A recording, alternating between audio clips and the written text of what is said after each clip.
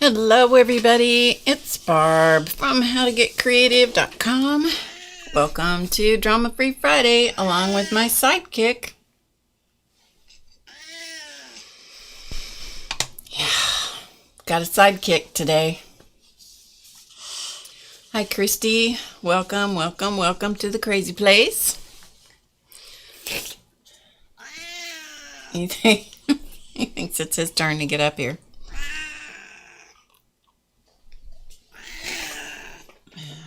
You serenade the world, don't you? You serenade the world with your pretty Siamese voice. You just have such a pretty voice. All right, haul it up there, man. Hello. If I'm talking, I must be talking to him, right? I must be talking to you know who. Every Friday now, he has established a pattern where he thinks that about 11 o'clock in the morning that he comes out here and plants himself in the studio, like in an immovable pose, so that he can welcome the world. There it is. Oh, let's see. I got so much stuff on my table. I got to scroll back here. Hi, Nancy. Hi, Angie. Christy. Hi, Nancy. I said that. Two Nancys. Hi, Tori. Hi, Joan. Sheila. Cheryl. Clausman. Teresa. Two Teresas right in a row. Hey, Linda. Two Lindas. My goodness. Two Lindas. Linda McAllister. Hi, Cindy. Hi, Sylvia. Let's see. Anybody else that I missed? Hi, Margaret. Hi, Gina. Welcome. Oops, I put him on the camera and then I forgot to turn it on him. I put him there and then forgot. You need to scoot back a little bit so the world can see you a little better. Yeah. Charlie is curled up in the window. He's being a good boy. Chance, on the other hand, nope, not so much. Poor Chance has had a rough week this week. A little rough few days. Didn't you? Yes. Didn't you have a few rough days? So we'll get this over with so we can move on as quickly as possible. When you see him do that with his mouth, it's because he doesn't have any teeth, and so he doesn't have any place for there's nothing to hold his tongue in on one side of his mouth. And so he does this crazy thing where it takes him a little bit to sort it out to get his tongue back in his mouth. Doesn't it? Takes you a minute. Yeah, he does want attention, always wants attention.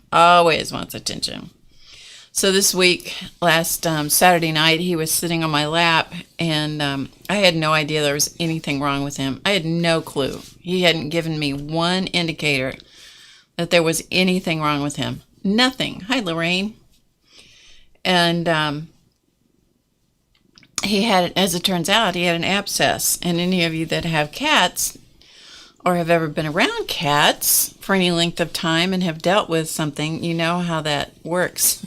They tend to just blow, which is what his did. It just blew all over my blue jeans, didn't it? And of course that upset him, and I couldn't figure out what was going on for a minute because I had no idea that he had any kind of problem whatsoever. Anyway, so it took a hot minute. For us to figure out what was going on and where it was and so forth. It wasn't in a desirable place, was it? It wasn't in a desirable place at all. Hi, Barbara Clark. Yes. And so he's had a pretty, pretty upset week. So he's doing much better. He's doing much better. We didn't have to go to the vet. I did talk to the vet on the phone, and he told me what to do and so forth. But he's just been kind of messed up this week. It's like, why would something like that happen to you? I don't have a clue. Anyway, so hi Nashua. It was hi Virginia. It was no fun. It was no fun. So he's okay now. We're still dealing with a little bit, but other than that, he's doing fine. He never knew anything was wrong with him. Never knew anything was wrong with him. I don't think he didn't change his behavior at all. He didn't ever stop purring or talking or demanding attention. He slept a little bit more one day, and that was it. Hi Tracy. So that was it. Anyway, so he's okay now, but he's not very attractive from the hindquarters of his body. So we will be very careful that we don't show that to the world. Hi Jan. Hi Karen. Hi Kate. So anyway, yeah, thank you. Yep, it is birthday. It is birthday month here in How to Get Creative Land. Race had a birthday last week. My birthday is tomorrow. Hi, Chris. Oh, Chris, your birthday's tomorrow, too? Oh, great. That's wonderful. Hi, Carla. That's great. Well, happy birthday to you. That is excellent. See, there he goes, trying to put his tongue back in his mouth. When he does that, he just can't get it quite sorted out. And we do this many, many, many times a day. If he talks to me, if he yawns, then he's got to go through this whole rigmarole of trying to get his tongue back in his mouth. So funny. Thank you, everybody. All right, so can you go in the other room? Yeah, I'll take you in the other room. All right. Let me see if he'll go in there now. He's had attention. He's gotten all of his story told. Let me just tell you, abscesses are icky. They're icky. All right, buddy. Let's go back in the other room with your friend. Okay? Let's go with your friend. Go with your buddy. There you go. There you go.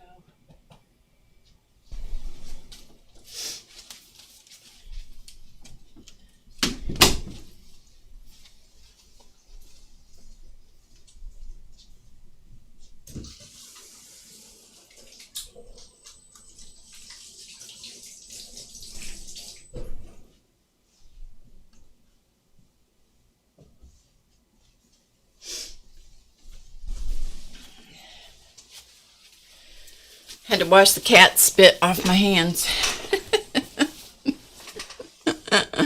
So welcome, welcome, welcome. It's great to have you guys here. Yep, I had a cat that dealt with that too, Gina. Yeah, it's really hard. Yeah, he is better. He is better. Animals are so stoic. They're so stoic, Now Muppet's not. Let me just tell you, our dog Muppet is not stoic. Not one bit stoic. She goes out. First of all, she goes outside. She runs outside, and she postures. Her tail goes up. Her hackles go up. She's not a big dog. She's a medium-sized black dog. And she runs outside, and the first thing she does is all this stuff goes up, so she's real big, and then she runs out there, and 9 times out of 10, she'll stand on the end of the deck, and she'll go, woof! And you're like, Muppet, there's no one out here. She's just telling the world that she has entered her domain, right? Well, she quite regularly rips around the yard. I mean, as fast as possible, chasing a squirrel, chasing a rabbit, chasing something. And hi, Mary Ellen. Hi, Janice. Hello, Marilyn. Hello to everyone. And I'm sure I missed some of you. Hi, Crystal, Sandy, Lisa. I'm sure I missed more of you. Hi, Ann. But she will rip around in the backyard, and she'll sprain a foot or a leg or something. And she'll limp back up on the deck, and she holds up her foot, and she just looks at you with this pitiful look, and she goes, and you're like, oh, for crying out loud, you did this to yourself yet again. She is pitiful. And I think it was 2 years ago, she got stung by something. I mean, we couldn't figure out what was wrong with her, but I mean, she had this really bad spot, and took her to the vet, and he had to, look and see what it was, because she was so sensitive you couldn't touch her. And he finally decided that it was probably a wasp. At that point in time, we had a lot of cicadas, and there's a certain kind of wasp that feeds on the cicadas. And so when the cicada population explodes, I think it's every 7 years, that's when we have the big one. And so then you have these wasps that come in, and so chances are she stepped on one or did something. Anyway, she was really miserable for a couple days, but man, oh man, was she. The worst part with her, she's so pathetic. Oh, she's pathetic. She is queen. She is the queen. She does not still sleep in that cauldron. No, she doesn't. She quit doing that several years ago. Who knows why? What Gina's talking about is we have this big black, it's like cast iron pot that belonged to my parents. When my mom moved to here, we brought this humongous pot. They have had this pot every house that they've lived in for 100 years. And I think it was a lard kettle. Clausman can correct me if I'm wrong. I think it was a lard kettle or something like that, that literally would hang over the fire, and they would do whatever they did with it. And so when Muppet first came here, we had flowers in it for a long time, and then I quit doing flowers. And so she would get in that kettle and lay down because it was under some trees, and so she would get in the kettle. And then she could keep an eye on everything. And she loved that kettle. She hasn't done it for several years now. It's crazy. Who knows? Hey, Dorothy. That's what it was. It was a lard kettle. Okay. So anyway, yeah. So, but boy, is she pitiful. Oh, and you can tell she just comes to you with whatever it is, and she has this pitiful look on her face. Where the cats act like nothing's wrong. The only thing that's wrong with a cat, these cats anyway, is that they'll either stop eating, or they'll have some other indicator, litter box indicator that there's a gut upset or something. But other than that, they don't tell you. And I've had outdoor cats that we've dealt with that issue of having abscesses, and I know I have familiarity with it. But now with an indoor cat, anyway, yeah. Cheers, everybody.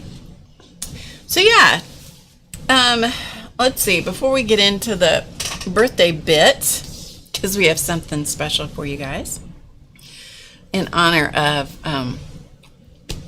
the birthday month. July is a big birthday month, as it turns out. I hear lots of people. Oh, there it is. Well, you can see it. It's right there. Nightbot just put it in. And I'll tell you more about it, because it says Mandala Madness inspiration cards. There's more to it than just the cards, so I'll tell you that. Illegal liquid is right. And so thank you so much to Lady True North Jan, because she actually, last night, I was so surprised, she sent me a birthday gift.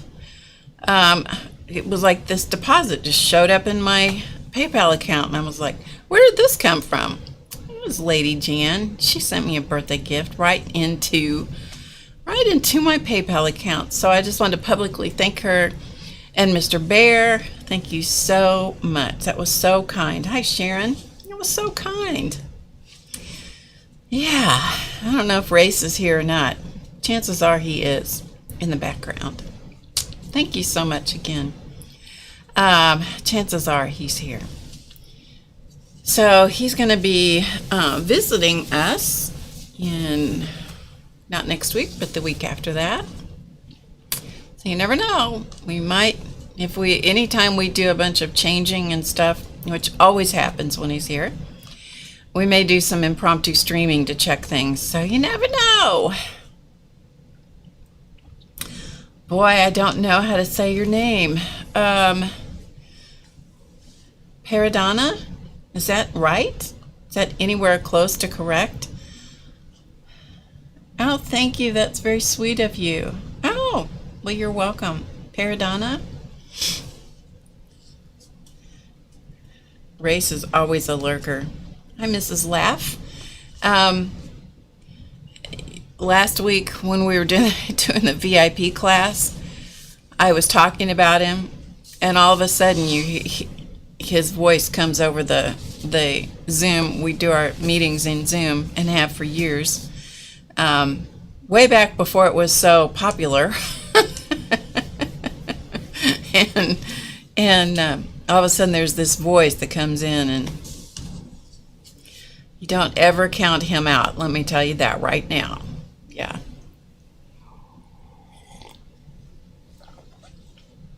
Oh, thank you, Jan. I haven't had time, honestly, haven't looked on my computer yet, but thank you.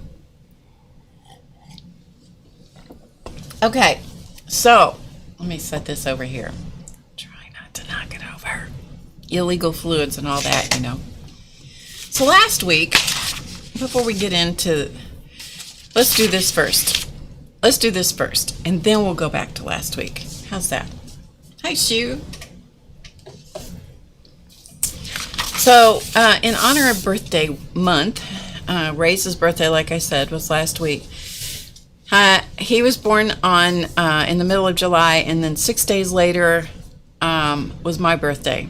And so he was born 6 days before my 22nd birthday. So I was a young mom. But at that point in time, everybody was young moms, you know. So it wasn't unusual. All of my friends were about my age having babies. Hey, Jamie. And I'm glad you're here, Jamie. What I'm going to show later, I wanted to talk about you. So I'm going to. Whether you're here or not, Jamie, I'm going to talk about you. So there you go. So APG Jamie that's in the box, she's the one I'm going to reference in a little while. So anyway, we decided we were going to have a sale. We just decided spur of the moment. And so we're going to have a sale on our products. And so 25% off. We do this very infrequently. But I'm going to show you what we have in the way of sale. So, of course, we're going to have the Mandala Madness cards. We still have these available. So these are 25% off. You do need the code Happy July. Malia, you're still young. You're very nice. You're very nice. And hello to everybody that I didn't have a chance to call by name. Welcome and welcome. I'm so glad you're here. So this is a deck, in case you're not familiar with them. It's a deck of 48 cards. They are inspiration cards. So they are inspiration on both sides of each card. All of them are different. Each one of them has a different mandala on it. Some of them are much more highly decorated than others. It's just so you have a variety of things to look at. Some are fabric, most are paper. And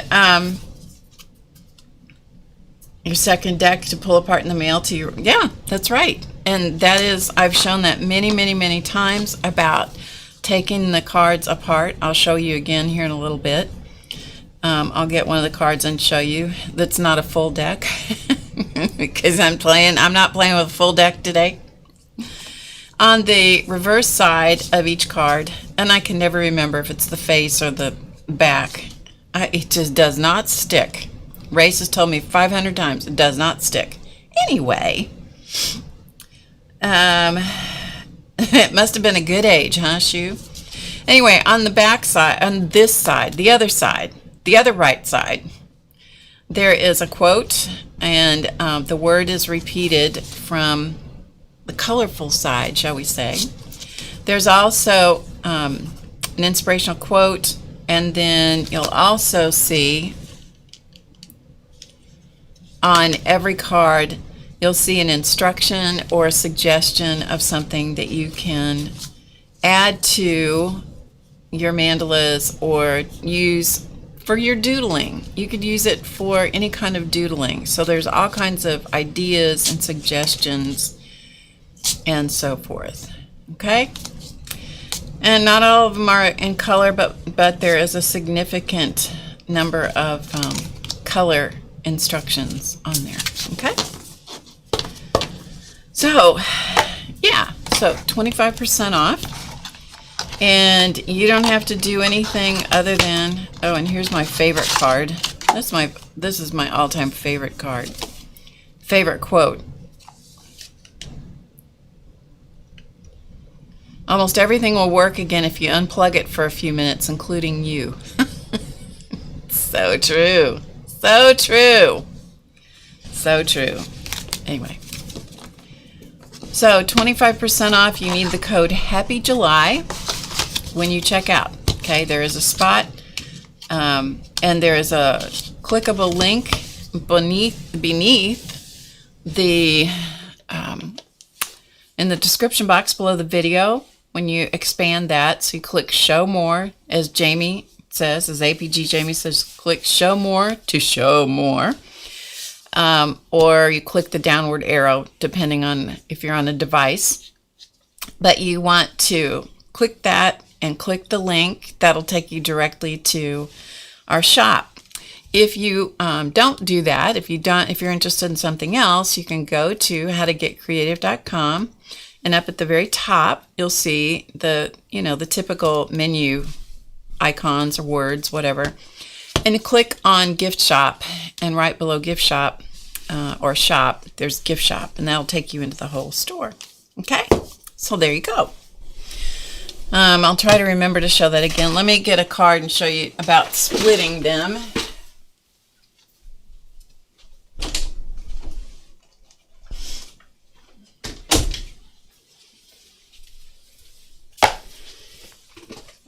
Let's see if I have one in here that's not split. Yeah, okay, here we go. So this is what we're talking about, is these come apart very easily. It does not take much to split them, like so. You can get them started. Sometimes you'll have more sticking to the front or the back. So they don't always split absolutely evenly, but they will split easily. Okay, so not necessarily evenly, but they'd split easily, right? It's 25% off. Yeah, 25% off. So it is Happy July is the code. So now you have something that you can use in your journals, you can use to make cards with, and because you've split it apart, you can use both sides. Right? You can use both sides. And I take punches, and I have videos here on YouTube about what I do with this, but I'll take punches and I'll just punch that out, or you can cut it with scissors, and then you can use all the little bits and pieces in all kinds of things. I use them in my art journal. I make ATCs out of them. I make all kinds of stuff out of them. So, yeah. So when you think about it, it's a really good value when you split them apart, because you get 48 times 2. Lots of goodness. Lots of goodness. Okay, so there's that. Now, we're not just doing the cards. We're also doing, let me talk about the ebooks for a minute. First of all, this ebook is free. So this one is free for anybody. It has 5 unique designs in it. Mandala Madness. So this was the first of the Mandala Madness things that happened. And all of these designs are, there's 5. This is a free ebook, so you can sign up for that and get that free. This doesn't cost you anything. So 25% isn't going to help you on this one. But there's, you know, I have stuff stuck in here just, you know, because I always have samples of different mandalas stuck in here. So these are the designs from this book. And this one is done. Come on, camera, be nice. There we go. So this one is done on wood. I can't wait till race comes so we can fix our camera situation. I am so looking forward to that. Oh, there's Race. Speaking of the Dickens, there he is. So that book is free, okay? 5 designs with all the goodies in it. Comes free. Ebooks, so you print them out yourself. If you want to take them to a printer and have a printer, you know, not that that's very easy to do at the moment, but it's certainly doable. This book right here comes with, if you buy a deck of get a deck of the cards, then this book comes with it. And so this is designs from the deck.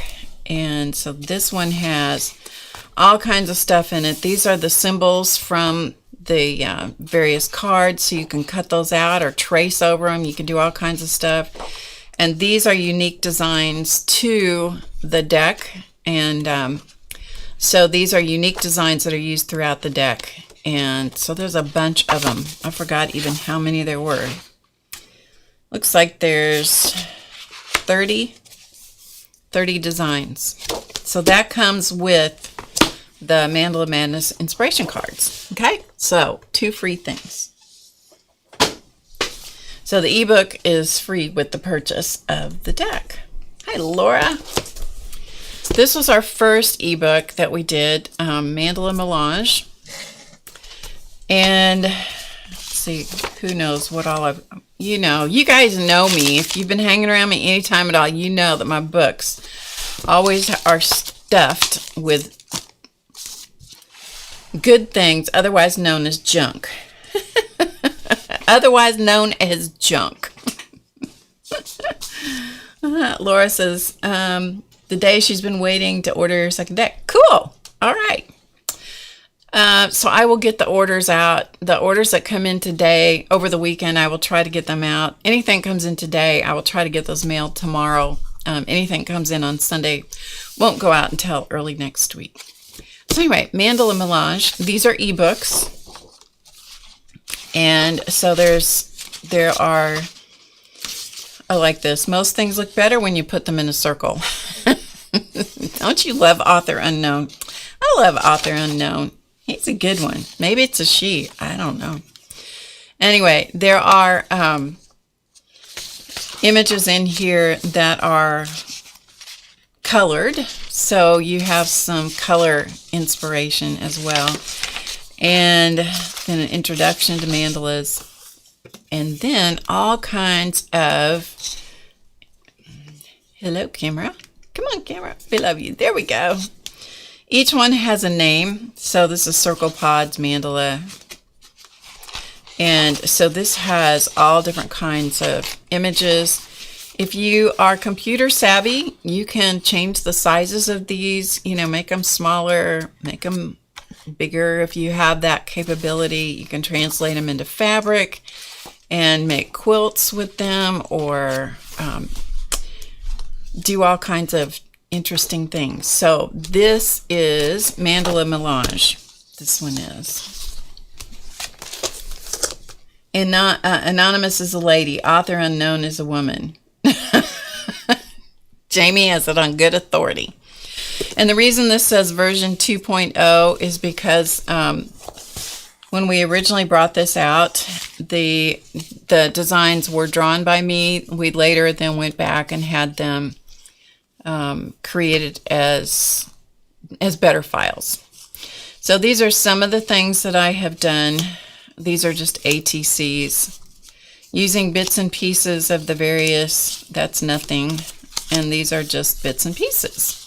Okay, and then little things, so just ideas. These are the same thing, the designs that, All right, do I not have these open?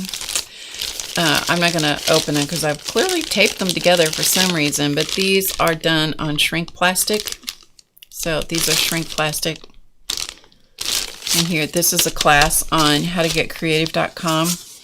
This one is a transfer onto wood. So this is not wood burned. This is actually a transfer onto the wood using one of the designs. And these are a couple of other, this is the same design, just done in a couple of different ways. And those are just examples of things I was using. Okay, so as I said, my books are always stuffed full of stuff. Stuff and stuff. Remember, stuff and more stuff? We know that about me already, don't we? We know about stuff and more stuff. So that is Mandala Milosh. That's one of the ebooks. Version 2.0. That's the one that's up there. We don't have version 1.0 any longer. And then we have this one, which is Mandala Medley, also an ebook with more stuff stuck in here. I'll show you those in a minute. And this is another whole set of completely different designs. I found I could say things with color and shapes that I couldn't say any other way. Things I had no words for. It's a Georgia O'Keeffe quote, which I thought was great. So again, we have some colored images of completed suggestions. And this has 33 more designs in it. And each one has a name. So there are lots of different designs in here. Okay, again, you can, if you have the computer knowledge and so forth, you can resize them and do all kinds of cool stuff with them. So here are some of the designs from Mandala Medley, and this was done to show a progression of color. So typically I finish them. Hi Tracy. So this is one of my very favorites. I love this one. This one Clausman did. He did all the color work on this. He helped me a lot on many of these where he did all the color work. And then I went back and did the finish detail stuff on the top. So he's a big help when it comes to a lot of that. When we were putting these together, because I literally couldn't do it fast enough. But these are done with all different kinds of, this is another one he did. These are done with all different kinds of art materials. And this is another one. I just love this one. So anyway, those are some of the designs from Mandala Medley. So we have Mandala Milosh and Mandala Medley and Mandala Madness, because it's a pretty mad place around here.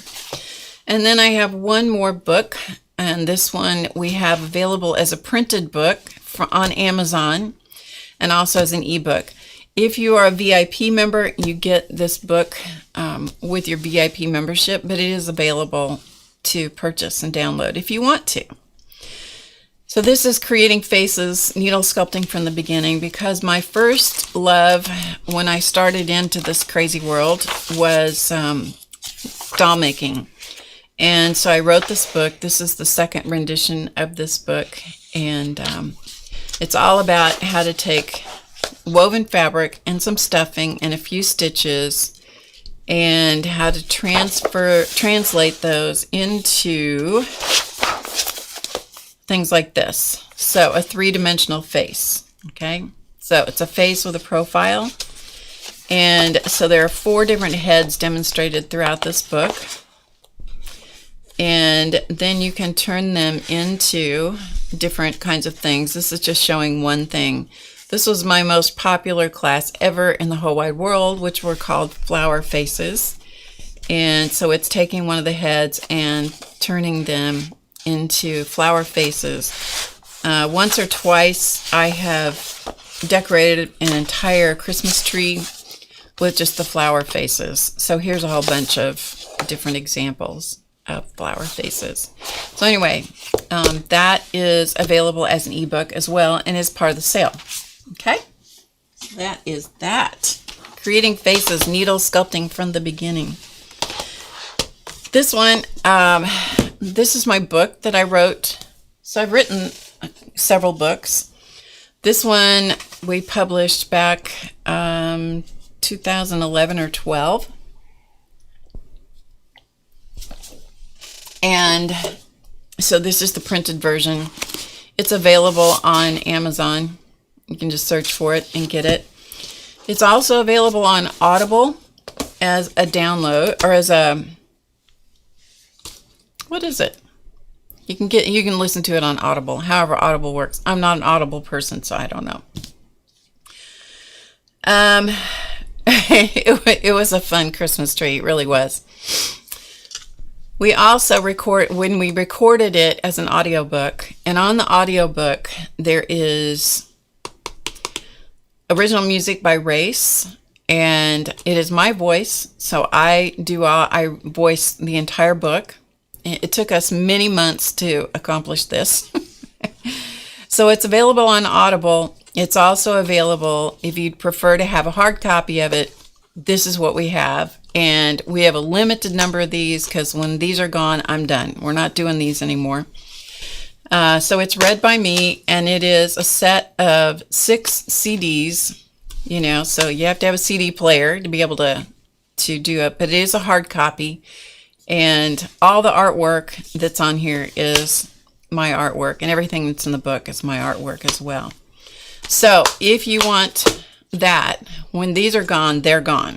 And we have like less than 20 sets of these yet in-house. They come to you like this. They're they're sealed in plastic.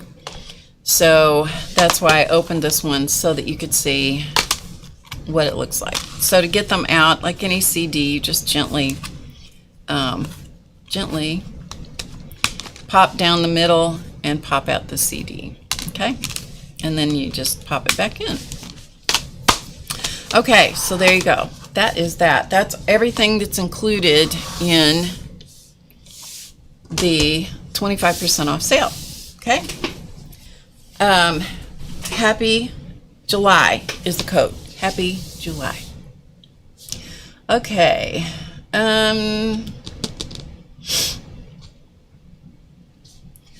Chris has the original black and white copy and the color ebook. the ebook is in color.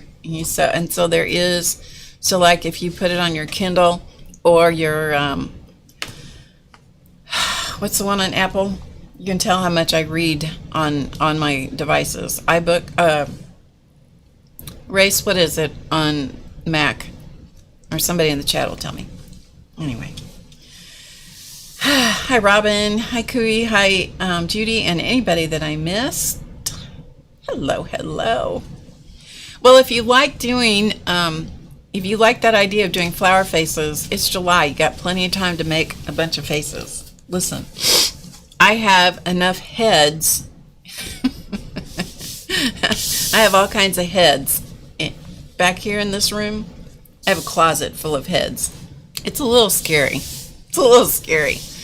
But anytime that you have to do something for a book or a pattern or anything, it requires, sorry, my nose is itching. It requires multiple renditions of doing something. So that's why I end up with all these heads. And oh, I bet Chris has lots of heads too. Hi, Candy. Yeah, because Chris is a doll maker. She does the littles, right? Is that what they're called? The littles? God, wish I could remember exactly exactly the name of her dolls. They're adorable. Yes, I have lots of extra heads. Lots of extra heads. I mean, we're talking, sometime I should show you. It's pretty staggering. So anyway, that is the sale. So you'll see Nightbot will be scrolling that up pretty often. It says on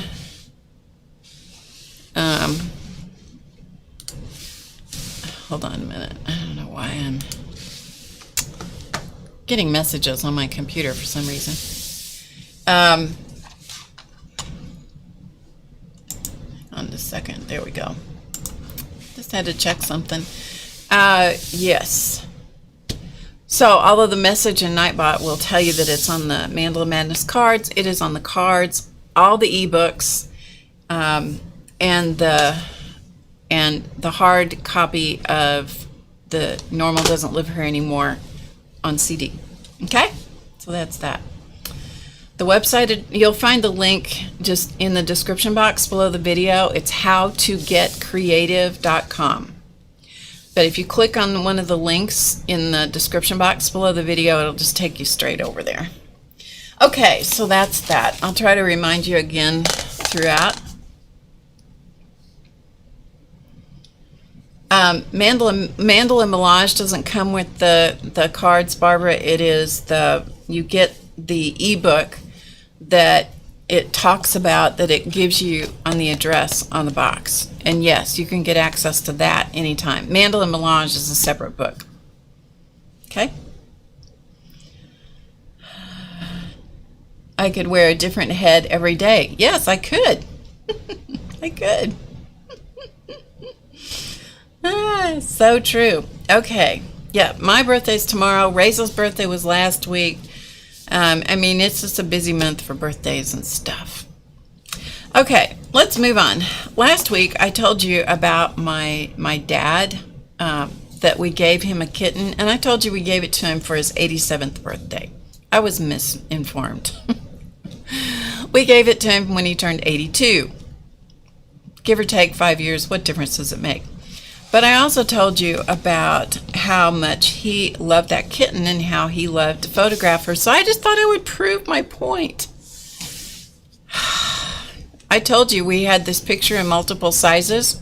I wasn't kidding. Same picture.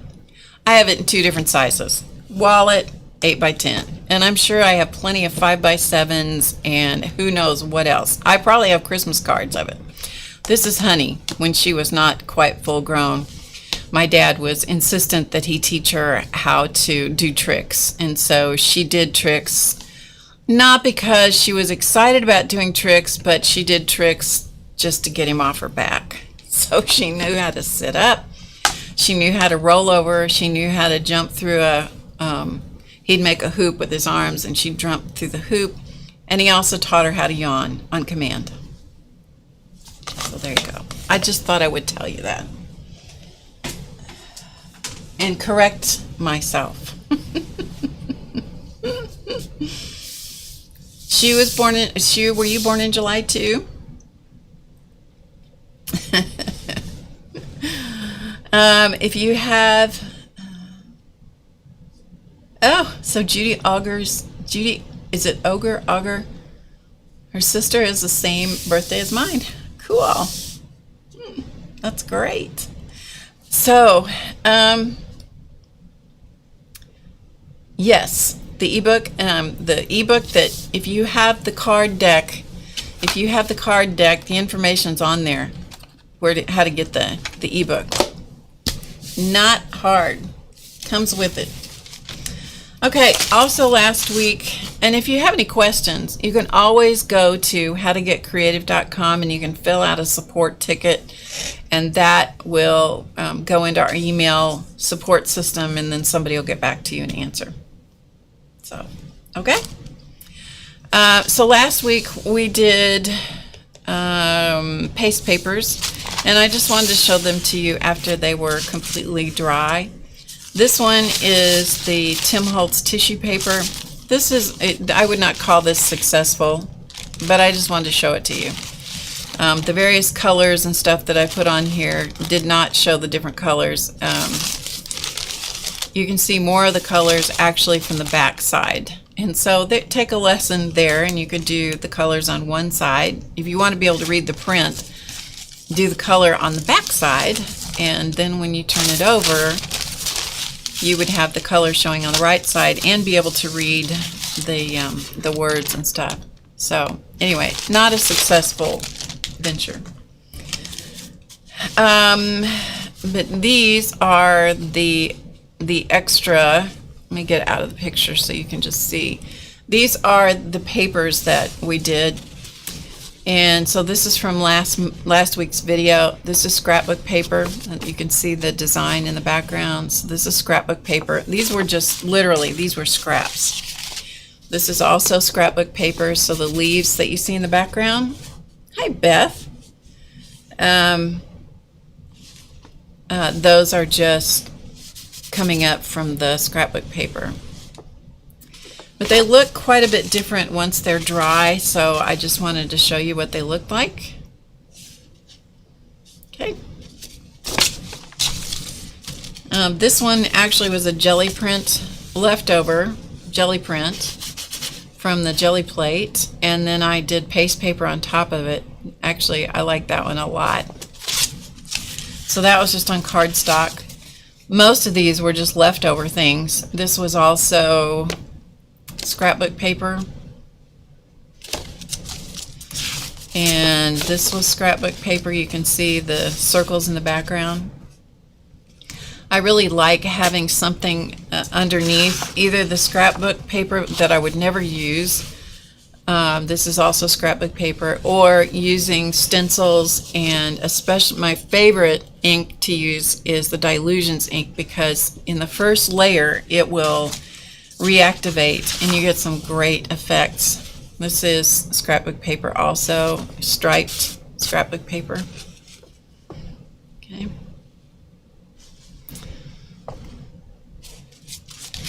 And this one, I think this was probably scrapbook paper as well. I don't remember. I can't really see the design any longer.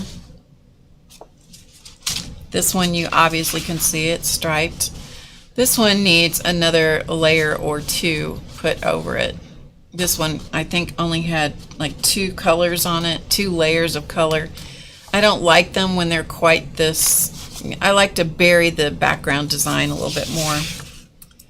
This was the Santa Claus. It was like stamps of Santa Claus and Christmas designs. This one needs a lot, several more layers of paste paint as well. And this, I don't know if you can see this line here. This was actually a pattern. This was just text weight paper.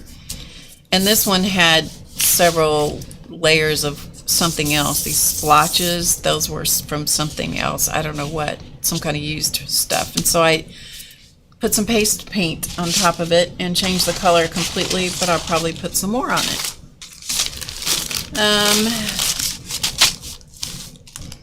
Yeah, I love the paste paper. I actually, it is one of my all-time favorite things to do. I absolutely love it, because this is a whole bunch of goodness right here. It's a whole bunch of goodness. You can cut it out. You can I use them for all kinds of things. And I was getting low on colors, and so that was why we did that last week. Do you have liquid starch, Linda? Do you have access to liquid starch or wallpaper paste? You can use either one of those also. The art paste is just easy, so that's why I use it.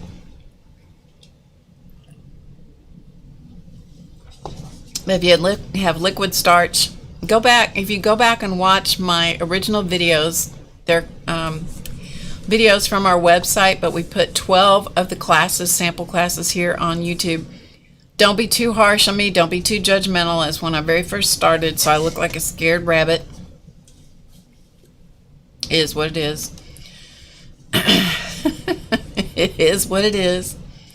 Wallpaper glue, wallpaper paste. Yeah, wallpaper paste you can, here in the States, we can get it in tubs where it's pre-mixed, and you'll probably have to put some water with it to get the texture, the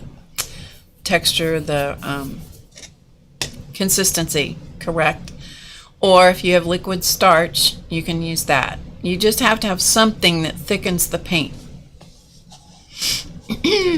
Yeah, it's not going to be in Walmart. You have all the versions of me. You're too kind.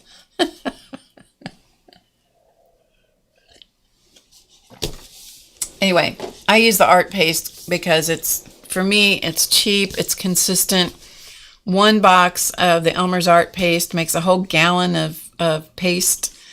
and and then it's mixed up and ready to go, and it never goes bad. And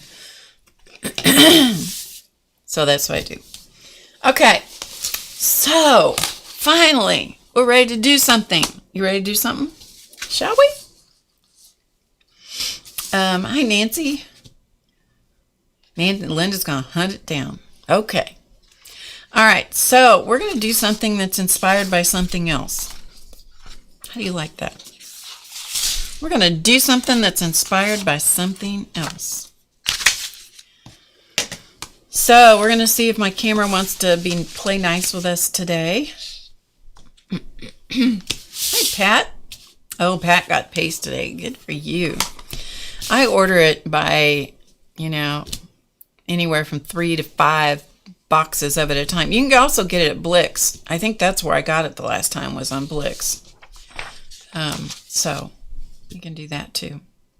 Thanks, CB. Can you make a smaller amount of paste paper, or do you have to use the whole gallon of water? No, you can make any mixture that you want. It's just that for me, I can only speak to what I do with it. I just mix the whole thing up because I know the proportion. I don't have to mess around with the proportion. It's a gallon of distilled water and a box of the Elmers Art Paste. So you are welcome to do lesser quantity. And if you had powdered wallpaper paste, you would be doing the same kind of thing. You would be mixing it to get the consistency, and it's kind of a trial and error kind of thing. Because it has to be kind of liquidy, but it's thicker than water, And the reason you have to have it thicker than water is it has to hold the paint so that it doesn't allow it to slump back together. But there are all kinds of recipes and stuff online, pardon me, where you can cook your own paste. Made with, I think it's with rice flour or something. You can cook your own paste recipe. Now that stuff doesn't hold, and that's another advantage to me for the art paste. The stuff that you cook and make yourself will probably hold in the refrigerator for a little while, but I don't know. It has a shelf life. Yeah. Oh, the style sticks aren't available. Well, look, Pat, look for clay tools. That's pretty much all those are. It's just like a clay tool, clay shapers, anything like that, or any kind of small silicone tool. That's all they are. I think the style sticks are actually probably foam, but any kind of silicone, soft kind of thing, or just use you can use dowels. If you have small dowels, wooden dowels, you can take, if you or somebody that you trust can shave them down and make different shapes out of them, or you can do different kinds of things like that, and drag that through your paste paint. It works fine. So just look around and try stuff. Just try stuff. Okay, so here's what we're going to do. You can play along if you want. If you don't want to, you can just watch. It's fine. But those of you who are familiar with Barbara Gray of Clarity Stamp, she's in the UK, and she's been doing a series for weeks and weeks and weeks. I think she's on like week 15 or 16 right now, where she streams for an hour most mornings. And so she's been doing all different kinds of drawing things and doodle things and coloring things and all kinds of things. And so we're going to take inspiration from something that she did a number of weeks back, and she showed how to freehand draw a dream catcher. And so I did that, and I loved it. It was so much fun. Which brings me to APG Jamie, because APG Jamie did several weeks ago, and I don't know how far back. Yep, the Shac. That's right, Beth. I don't know. Yes, Malia, that Pat, you can see that comment from Malia about taking the, especially the cardboard. Sorry, I digress a minute.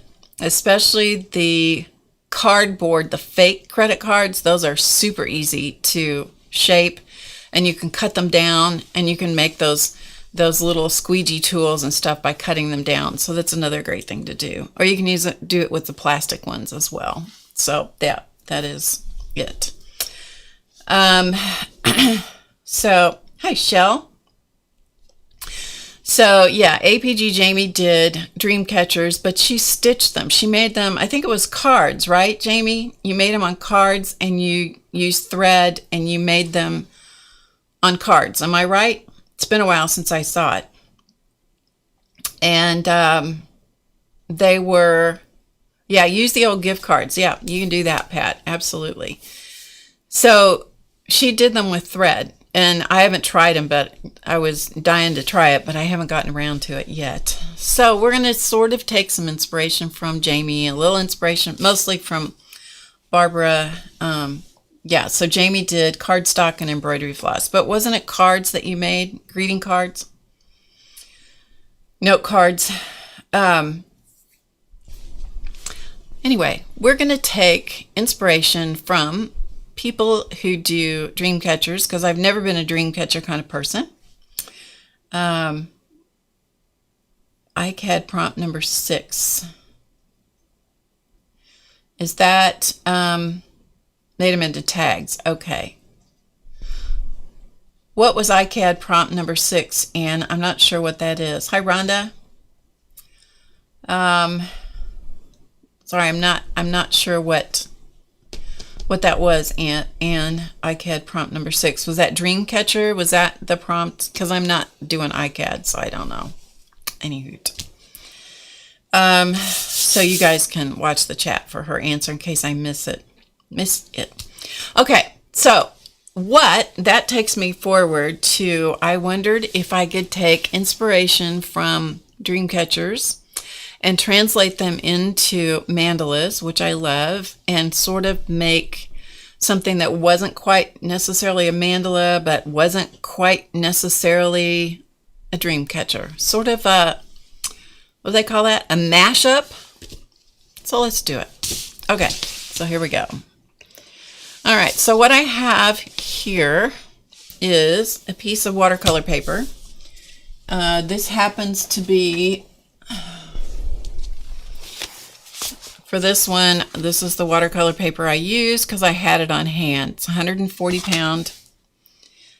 This particular one, the XL series, happens to be fairly smooth. Although it is a cold press watercolor paper, it's fairly smooth, and that's what I'm looking for when I do this. A dream mandala. That's right. That's right, Beth. A mashup mandala or dream mandala. That's right. That's right. So I just did watercolor washes. However, they're not watercolor. They're acrylic paint. Okay? Acrylic paint. And I often start mandalas this way. This also had some salt dropped on it to get some of this. See, can you see some of that? See some of those little flower looking things on there? That's from salt. And in the final project, you probably won't see any of that, but that's okay. I know it's there. So this is just acrylic paint washes. All right, so this happens to be 8 1/4 by 8 1/4, so I'm going to section this off, and I'm going to, I'll do my best to keep an eye on the camera situation, and I'm just going to section this off using a pencil. I like to use a mechanical pencil that's not too soft. The lead's not too soft. So I'm just going to section it off vertically and horizontally and diagonally. And then we got to get out the protractor. Got to get out the protractor, unless you want to do it by eye. But I find it using the protractor is a little bit more reliable. All right, so let me section this off. And I can't watch the chat while I'm doing this, so I'm going to rely on other people to watch the chat for me for the moment. So diagonal. So take your time to line it up. Diagonal. Take your time. And it is a mandala, and it is hand drawn, and so if it isn't perfection, it's okay. It's okay. It's okay. It's a mandala. It's a, what do we call it? A dream mandala. A mashup mandala. Yep. Okay, so take your time. You want all the lines to go through the middle, if possible. Okay, so we have that. So it's all sectioned off. And I have a couple of different kinds of protractors. This one is my favorite for most things because I like having the circle that goes all the way around 360 degrees, because that's how many degrees are in a circle. However, it's much easier to see on this one. Okay, see how tiny those numbers are? Yeah, so we're going to use the other one. And these are cheap, cheap, cheap. They cost, like, this one was $1.99, and this one was probably about the same. Okay, a dream mandala, that's right. Okay, so to do this, I'm going to come in tight so you can see. Give it a minute to focus, everybody. Hold your breath. Okay, and then we gotta give it a second to get itself sorted out, because it takes it a minute, because it's cantankerous. It's cantankerous. So I'm going to line up this. There's a crosshairs right there. I'm going to put that in the middle. Okay, I'm going to put it in the middle, and I'm going to put my line on the horizontal line that goes through there. Okay, because what I got to do is I have to divide each one of these sections again. And I don't know any other way to do it other than you can do it by eye, other than to use a protractor to get there. Okay, so this part from here to here is 45 degrees. This takes you guys back to school. I know. It's okay. It's worth it. So half of 45 is 22 and a half. So we go to 20 and count over 2 and a half. And because this is big enough, you have a shot at getting it close to the right place. Close enough is good enough. 45 plus 22 and a half is 67 and a half. So here's 65, 66, 67 and a half. Again, close enough is good enough. The next one is 90 degrees. That's already in there. Okay. 90 plus 22 and a half is 112.5. So there's 10, 11, 12 and a half. And then the next one here is already in place, so we don't have to worry about that. So the last one is 157 and a half. I know you're going to all shoot me, but that's okay. 55, 56, 57 and a half. Okay? So I have divided those up like that. Yeah, everybody's going to just, I know you're all shooting me, but that's okay. I don't care. I can take it. So here's my mark. Now, as long as I line up that mark and then I go through the center, so I'm going to line it up and go through the middle like this. Okay? And draw side to side. Like magic, it divides this section in half and this section in half. I tell you, it's magic. Go to the next one. Go to the mark and the center. Okay, mark in the center. Line them up, draw across. And when you're doing this, you don't want to do this very darkly because unless you're just practicing. If you're practicing, you can draw as dark as you want. And I go all the way across my piece of paper, and I have one more to do, so there is the mark. And if you missed the information about what those numbers were, you can either scroll back or you can wait. And just like a magic, and Bob's your uncle, or as my son likes to say, Robert's your mother's brother, it is all sectioned off. Ta-da! And that is our map for this one. And this will give you a 16 section mandala. 16 sections. 16. Okay, now we're going to use a compass. I know, I'll tell you, highfalutin things going on here today. So we're going to use a compass because we know where the middle is, right? And it doesn't matter if you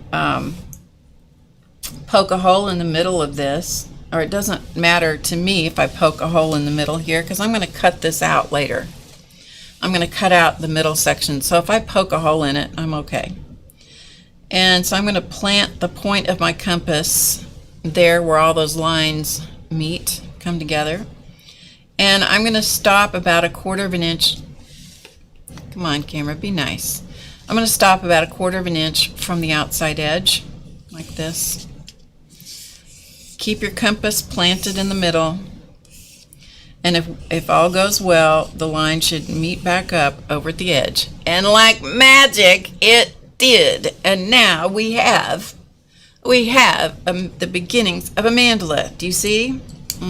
We have transformed the square like magic. It is now a 16 section. You can see it now, mandala.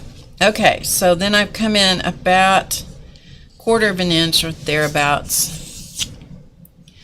And don't do that, because you need to hold the point of the compass down. See, this is one of the things that happens when I start talking and not fully paying attention, or I glance over at the chat, which happens. It's not your guys' fault, it's my fault. Okay, try again. Plant the point of the compass, and one of the things you can do is keep the compass in one spot and spin the paper. Okay, and so we have two circles. All right, and I'm not looking at you guys here for a minute. So I've come into the middle, and I'm going to make another circle. Let's see, how big is this? It's just over 1 inch in diameter, or the radius is just over 1 inch. So it's going to be a little over 2-inch circle. And I'm going to just spin the paper again. Should come up, should meet. And then I'm going to do it one more time, so I'm going to make it just slightly smaller. Okay, just slightly smaller. And put it back in the center and spin it one more time. Hopefully I'm using the same center point. Yes. Okay, that's it. That's the entire map for this Mandala Dreamcatcher thing. Okay, so now I'm going to watch the chat. I'm going to look at the chat and see what kind of grief you guys are giving me about this. Need to do math. Only if you want to. You can always just watch.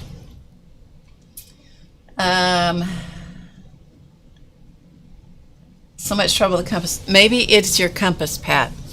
It could be your compass. This compass that I have, I love this compass, which is not an expensive compass. I love this because you can pinch it and easily move the legs on it. But it has some screws right here on each one of those legs. And if those screws ever get loose, it's all over. So, and I've had that happen once. I'm like, why is this not working? Well, it's because I had a loose screw or two. I know, enough comment from the peanut gallery. I had a loose screw or two. Once I tightened up my screws, it worked great. So it could be your compass.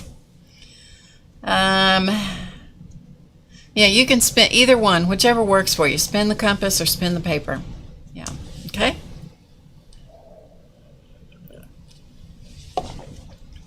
All right. I don't have a stencil for it.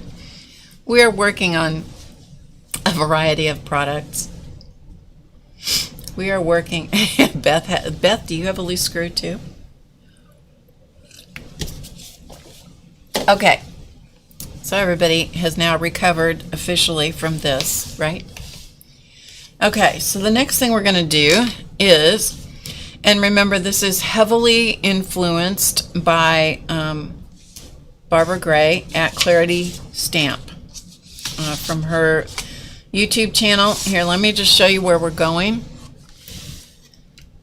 This one was done, this one, it's not a very well inked design, and this one has a different watercolor wash in the background, but this is where we're headed, okay? See the dream catcher?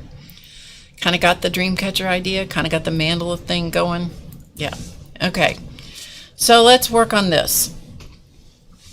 Let us work on this, shall we? Shall we?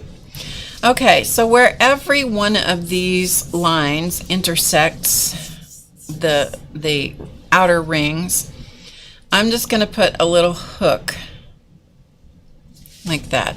Let me come in really close. Sorry. I went a little too fast. We have to get this little camera a little, yeah. Anyway, so this little hook is going to come up over the top and come down to the second ring. And then just spin the paper so it's hook up over the top ring, stop at the second one. Okay, hook up, over, hook up. And if they're not exactly the same all the way around the circle, we are not sweating that, man. We are not sweating that. We're just putting a little hook. And what we're doing is we're drawing these little hooks right here that are going to hold, imagine that this is thread to hold the dream catcher. This is APG Jamie's embroidery thread that's hooking over the ring, okay? So we're putting those in first. And they will not be the same, I know that, all the way around. Close enough is good enough. By the time I'm finished with this, nobody's gonna, if anybody says, oh, those two aren't the same, it's like, well, it's hand drawn, okay? It's hand drawn. If I wanted it to be exactly the same, I would have somebody generate it in Illustrator. It wouldn't be me, by the way, but there you go. Okay. All right, so we have it all. Our dream catcher is now hooked together. And this ring out here, you can make it, you can call it, in your mind, it could be metal, it could be, hi Tanya, it could be willow, it could be whatever material you want it to be out here, okay, that is making your dream catcher. You make it up, you make it up.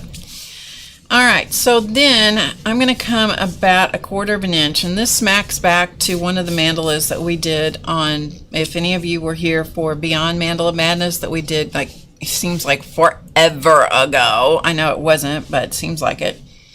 We did a rope design around the outside edge of one of the mandalas, so this is similar to that. I'm going to start about 1/4 of an inch away from this hook, and I'm going to come up and around and hook underneath, okay? So it's like an S goes this way, okay? An S goes like this. This is a backwards S, okay? Backwards S. All right, and then I'm going to come over about, oh, I don't know, some. I'm going to come over some, and I'm going to do the same thing. I'm going to do it 2 more times. Just like that. See that? And they're not necessarily evenly spaced. If somebody was doing this by hand, like Jamie did hers by hand, I'm sure it wasn't perfect either. Right, Jamie? Right? Now, if you want to do 4, this is like the twine or something that holds this, you know, on the outer edge. If you want to put like 4 of those in there instead of 3, knock yourself out. I did 3 because, like I said, this is heavily influenced by Barbara Gray from Clarity Stamp. And by the way, she has stamps. They translated her Dreamcatcher into clear stamps. So I will say that ordering anything from the UK, I ordered from them in June, and I'm still waiting for my stuff to get here. So it's risky business to order stuff from overseas right now, but you know, if I never get it, I hope I do, but if I never get what I ordered, it's okay. I'll consider it a donation and move on, because I really enjoy her videos. Okay, so you just keep going around the circle, and I'm putting 3 in here. So I'm hooking it over the top and hooking it under the bottom. So I'm imagining that if this were transparent, this would come over and go up and come down and go up. So it would come behind the hoop, right? Okay.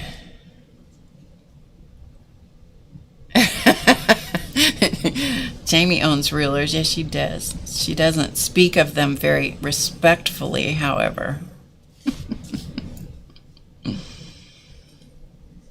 Okay. All right, so we have now officially hooked. We've twined around the outside edge of our, and this was something that got, oh, there we go. I was gonna say that's something stuck on the paper, but I got rid of it. All right, so that's all I've got. So I've got my inner ring, my outer ring, my sections, and I've got it all hooked together. And now I'm going to come in here and I'm going to erase. I'm just going to leave the middle because it doesn't matter, but I'm just going to erase, and I like to use a white eraser to do this personally. I'm going to come out and erase all of these section marks next to the inner ring. Okay, and don't get too carried away and erase your rings. But I've just erased out here.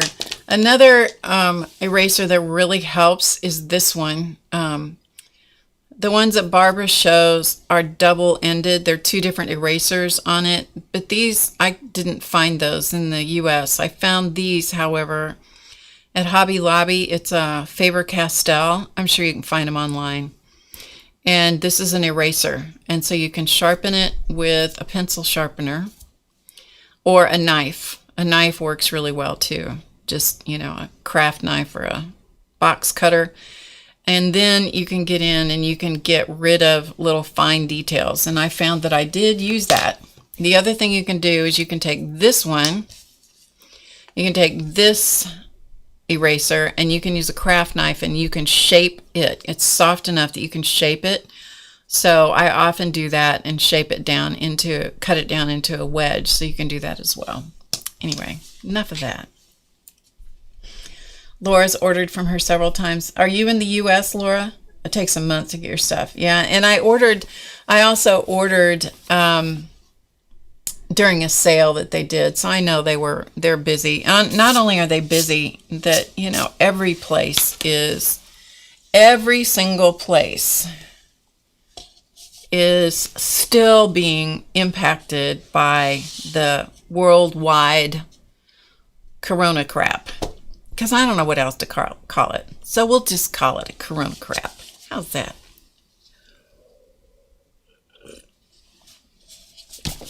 Anyway, yeah, that pencil eraser, if you have a Hobby Lobby near you, check there in the art section where they have pens and pencils, and you get 2 of these in a package. And they didn't cost very much money, but these don't cost very much money either. I love these because you can get, it's a clickable, and then you can get the refills for them. I have these all over my house. I use these a lot. Okay, so you ready? Did you all take a breath and you ready to go back? You ready? Corona crab is so true, isn't it? Oh, Corona crab, it's just exhausting. It is flippin' exhausting. Don't get me started. Don't get me started.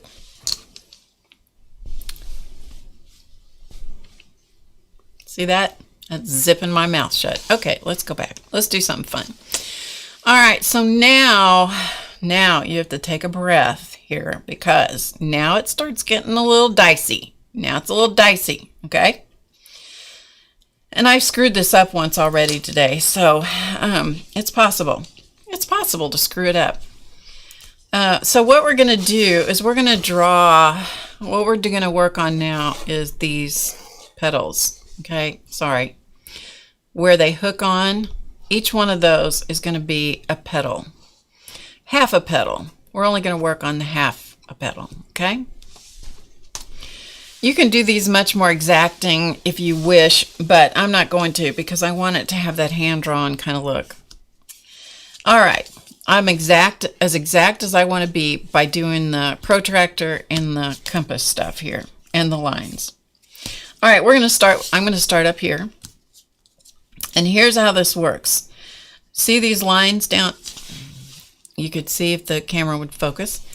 See the lines down here on the rings? We're going to be working with the outer ring. That's where I'm going to attach from here, to the outer ring. To do this, you want to go from, pick the point that you're going to start at, put your finger, not the next line, but the one after that. So just think, I'm starting, this is the one I'm working with. I'm going to skip that one and go to that one. Okay? And then I don't worry about the shape of it. I'm just going to, you can practice on this or you can just go for it. I'm just going to pretend it's like a flower petal. Okay? So I've gone from here and I've ended 2 lines away. All right? The next thing you got to do, move your finger to the next line. Turn your work slightly so we're now at the next outer line. And we're going to go from there to there. Okay? So we started at this one, we skipped this one, we went to the next one. But it's up here where we're going to end. All right, move your finger first and then move your card. Or your paper. You just need to have a system to keep yourself straight, is what I found. And you also may need to use a piece of paper to put your hand on, because if you don't, you may end up with graphite down the side of your hand. Okay, so I know where I'm going, and I know where I'm going to start. I'm going to start right here, and I'm going to end there. And if you compare these shapes, they are not identical. But if it was done in thread, it's not going to be identical either. Move your finger, twist the paper, start and go. But you have to pay attention. You got to keep your wits about you. And because I'm talking, it's anybody's guess whether this is going to work. That's why I have this one already done in case I screw it up. Move your finger, twist the paper, and go. Barbara Gray did this entirely freehand, by the way.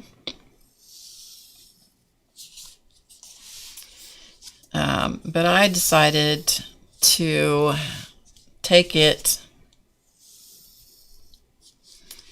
a little bit more toward the mandala by giving myself some guidelines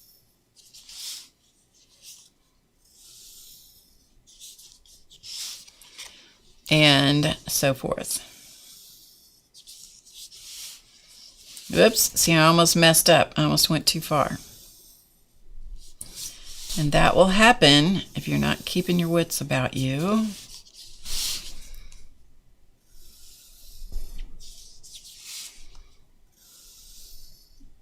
Okay, so do you see that?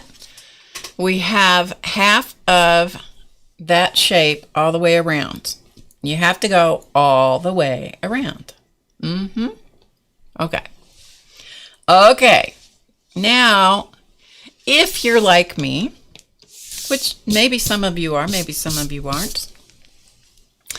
I can go one way really well because I'm very heavily right-handed and more left brain than right brain. When it comes time to reverse something, especially if it has to be reversed and upside down, oh man, do I struggle with that. So upside down and backwards is never easy for me. This is just backwards. So we're going to go. We're going for it. We're going for it. We're going to try really hard to make it. We're going to try really hard to make it do not screw up. Okay, so we're going to pick one of these points out here. Okay. And again, now we're going to go the other way. Draw the other half of each of these shapes. So I'm starting here. So here's my line. It went out down there. I'm going to skip that one and go to the next one. So I'm putting my finger right there. All right, so here we go. So we're going to go down, and I'm going to reverse the shape, and it's not going to look identical at all. Okay, it just won't. Move my finger, spin the paper a little bit. So I'm starting here. I'm going to skip that one and end at the next one. Okay. Move the finger, spin the paper. Make sure you know, don't skip a line. Okay, don't skip a line. Move the finger, draw the shape. And you got to have like a mantra inside your head when you're doing this. That way you'll keep yourself straight. And you can see sometimes they are way wonky. I don't worry about it. I don't worry about it. If you want perfection, I'm not your person.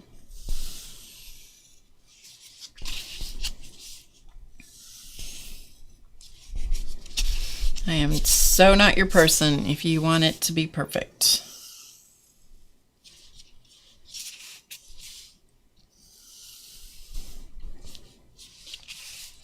But it is a great challenge.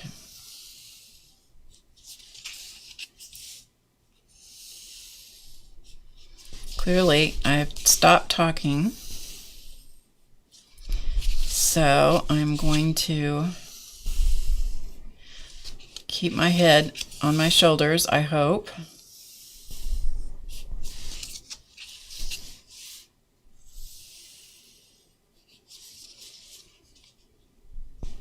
Okay, I'm back where I started.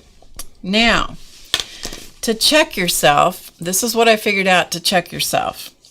If you isolate a petal between your two fingers, your eyes will go crossed looking at this. So I isolate the petal right here with my fingers. There should be 4 of these little inner petals right next to the inner rings. Okay, so I got 4. So I'm going to spin it and go to the next one and check and see. So I have 4 there, right? So I'm going to go to the next one and check. So 1, 2, 3, 4, that's right. So spin it and put my fingers outside this petal and check, and there's 4. Okay, there's 4, 4, 4. I should be playing golf or something. Don't they yell 4 for something? 4. I'm not a golfer. 4. 4, and then hopefully at some point you'll go, yeah, I have to be back at the place I started. There's 4, 4, 4. Okay, 4. Yeah, okay, got it. Okay, here's the deal. Earlier today, when I was doing the other one, this one, okay, when I was doing this one, I got it off. And I had 2 sections that had 3 of those little sections in it. Could not find the error. Could not find the error. It took me forever. I finally found it. Okay, that's it. Okay. Beth is working on digital. Beth's good with the digital stuff. Okay, so let's go back here. So you can see, let me zoom out a little bit so you can see kind of the whole thing. Okay, so we got the whole thing going on. All right, and so now what I want to do is I need to hook the dream catcher to the inner ring, right? So I got to hook it in here. This part's easy. So where I have, you'll see each one of these little attachments where two lines of the outer petals come together. I'm just going to get a hold. Imagine that this line is extending down, and I'm going to make a loop and connect it to the one beside it.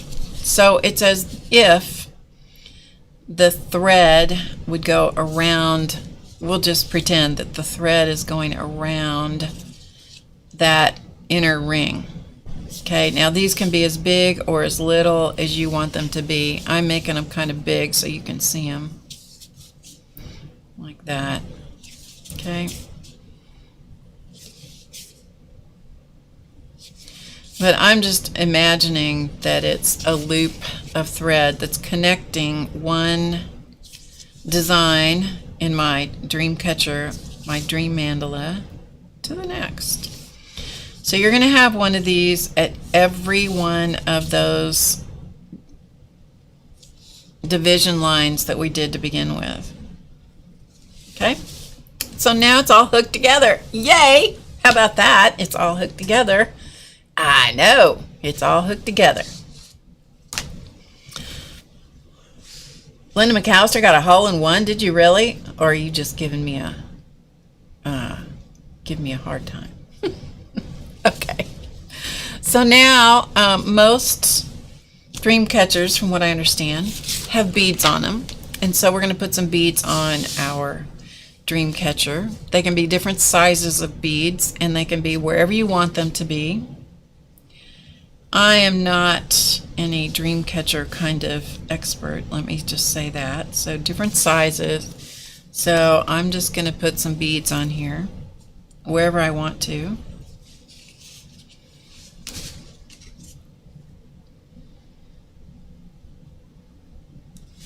And I'm going to put them in different sizes.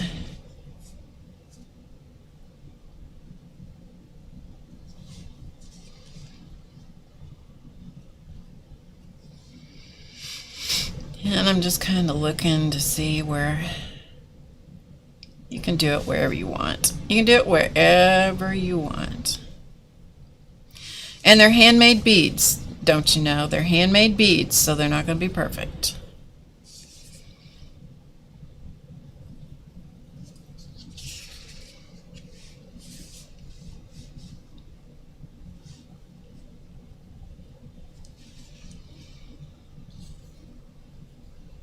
So if you have a space like this where you can see the curve on this side of this petal shape is definitely different than this one, just make a bigger bead. It fills in the space. It's easy. It's easy.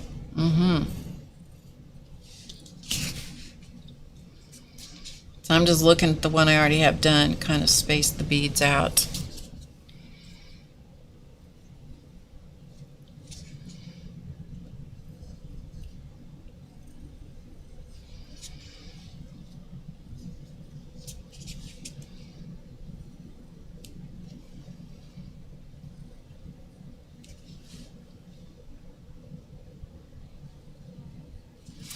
And then when you look at it in this form, if you squint your eyes and look at it, you will kind of see where you might need another bead. Okay? That's right. Easy when you know how. That's right. Easy when you know how. All right, so that is the layout, the complete layout of our Dreamcatcher / mandala. Now when we come back, you can do this in pencil or you can do it just in ink. When we come back, we're going to thicken these backwards S shapes. And so I'm not going to do anything to this one because I'm calling that a single thread, but this is more like a twine, and as opposed to the thread that's making my dream catcher in the middle. But you know, this is going to be completely different. It will vary from a dream catcher once I start putting color in it. It will then become a mandala, because I'm going to put color in it. So you can do this all the way around. I'll do part of it with pencil if you want, or you can just do it with the ink if you'd rather. But that will get you started. Okay? Yeah, the camera squints. It does, Alicia. It does. It does. Because it's annoying. It's all right. It's all right. I'm trying to be patient with it till the technical department arrives and helps me with it. Okay, so don't forget about the Happy July. Happy July. It goes until the 31st. Happy July. Okay? Happy July. 25% off all those things I showed earlier. Nightbot is generously putting links in for us, and also you can find links in the description box below the video, but you will need the code Happy July to get the discount. Okay? All right, so now we're ready to ink this, and you can ink it in whatever kind of ink you want to ink it in. Okay, I'm going to ink it in just a plain black Jelly Roll pen. Plain black. And this is a brand new pen. It was giving me a little trouble earlier today. So I usually have a piece of scratch paper handy, and then I just scratch it off, because sometimes there's stuff that gets on the watercolor paper and it clogs up the tip just a little bit. Anyway, so I'm not gonna worry about it. Okay? Okay, let's go. Let's go. And I'm gonna get another piece of, we'll just use this. We'll just use this, okay? We'll just use this to put my hand on. The first thing I'm gonna do here is I'm gonna do the outer ring. So let's just start back, and let's just do it exactly the way we did it in pencil. So I'm gonna start up here, and I'm gonna make the hook for each petal, okay?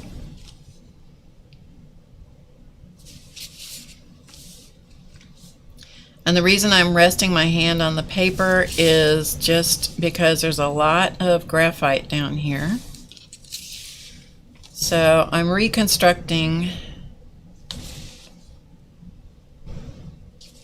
the way it was drawn, the way we made it to begin with.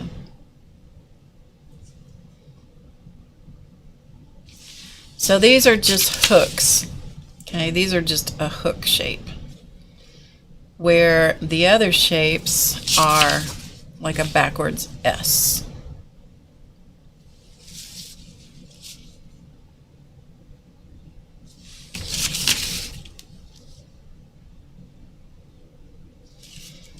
Pen's working better now. It must like this piece of paper better than the one I used earlier. Okay, so we've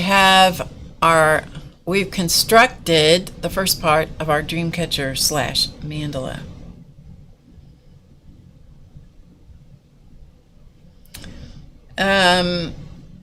It's going to be, I'm going to leave it online for quite a while. So I may take it off later, but it's going to be here for quite a while. Okay, so the next thing we're going to do is I'm going to do these S shapes. So remember, there is a ring at the top and a ring at the bottom. So I'm hooking this over and under those two rings, and then while I'm here, I'm just going to go ahead and thicken that twine. Okay.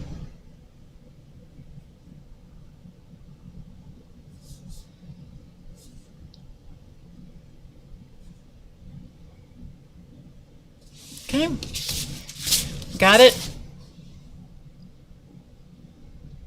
It's hand drawn. You cannot get wound up in, you like that, wound up? You can't get yourself too upset about whether it is perfect or not.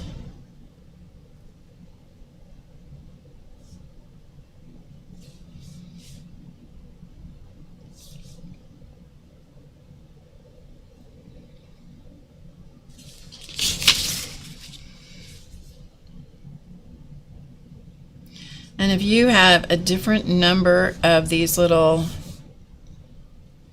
connection things, that's fine. Who cares?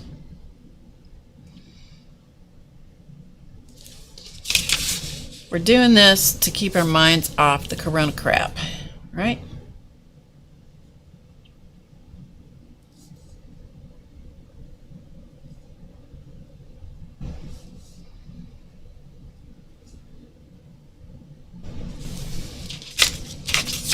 Pen's working so much better than it did earlier. Thank you, pen.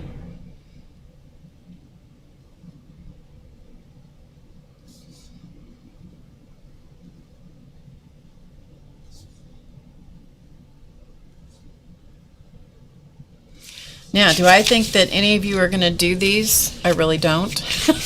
I don't expect anybody to do this. I think you're just here hanging out with me, and I appreciate it. I'm so glad each and every one of you are here. Thank you so much for spending your time.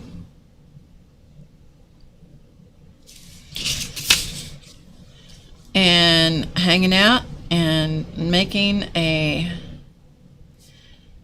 dream mandala, which is a dream catcher / mandala, inspired very much by Barbara Gray at Clarity Stamp. So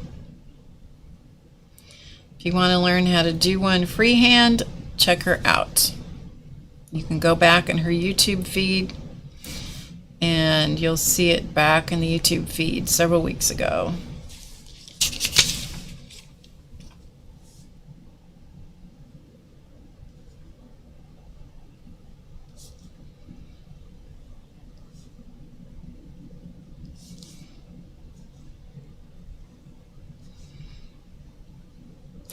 And as simple as this is, as far as the number of lines and stuff as I've got, there's not very many. It takes a hot second to do this because there's a lot of little repetitive shapes going on. And you see, sometimes I screw up, like I did there. I didn't get enough thickness, so I just say, well, that's where the twine, you know, just had a twist in it and it got skinny. You know how yarn does. I'll check the chat here again in a minute.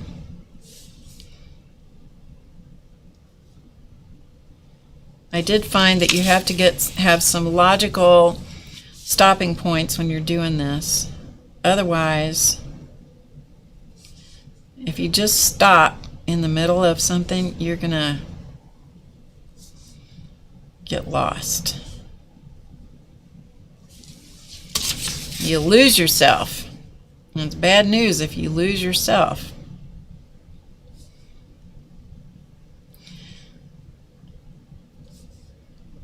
I started thinking about this sometime yesterday or the day before. This was not at all what I had planned to do for today. I'm like, yeah, I got to see if that works. So I started working on it about midnight last night.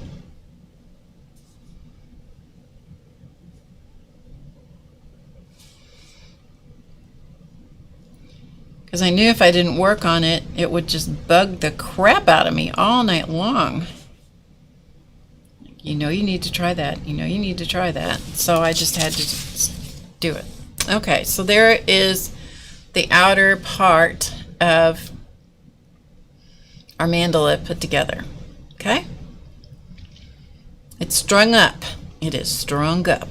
It's strung up. All right. So the next thing I'm going to do is I'm going to put in my beads so that I know where they are. Oh no, the next thing I'm going to do is I'm going to put in the outer ring. So I'm going to do that next. All right, so now you have to be a little careful here because this twine is going around the ring or around this, whatever this thing is on frame on the outside. So I'm going to do the top, the outermost ring first. So the easiest thing for me to do, let me see if I can come in, see if the camera, close your eyes till we get focused. Close your eyes. I'll tell you when you can look. You can't look yet. Don't look, don't look, don't look. Don't look yet. Don't look yet. Don't anybody look yet. You can look now. You can look now. All right, so you see those hooks? The top ring is going to go under the hook, okay? It's going to skip over the thickness of that twine, and it's going to come into the next hook, okay? Your best ideas come late at night. No kidding. No joke. Okay, so that's how it's going to go. So I'm going to skip over the thickness of the twine, and I'm going to bring it into the hook. And if you'll just look at it, I bet you'll understand what I'm talking about. Okay?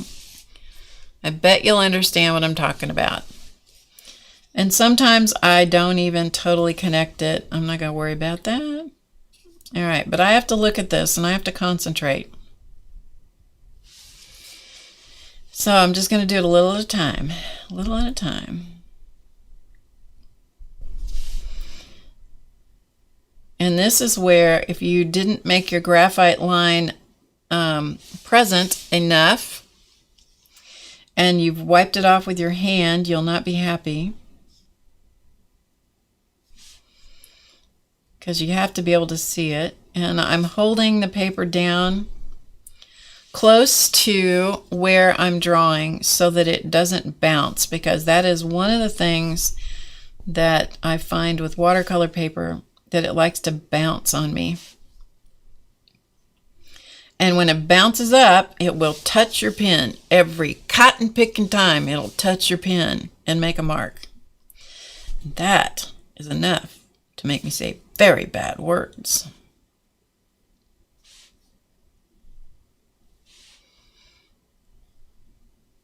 Okay, do you get the idea of how it now looks like those twine pieces are going over this framework? Okay, see, I mean, I've been doing this a while, and I got a long ways to go yet. I'm not even halfway there. Well, yeah, I am. I'm just over halfway around. Okay, let's keep going.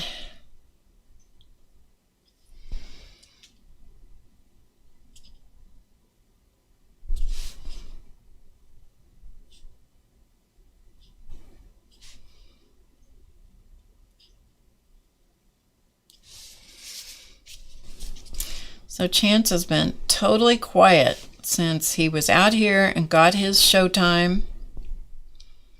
He's been completely quiet in the other room with Charlie. That seems to be the secret with him, to let him get his 15 minutes of fame first.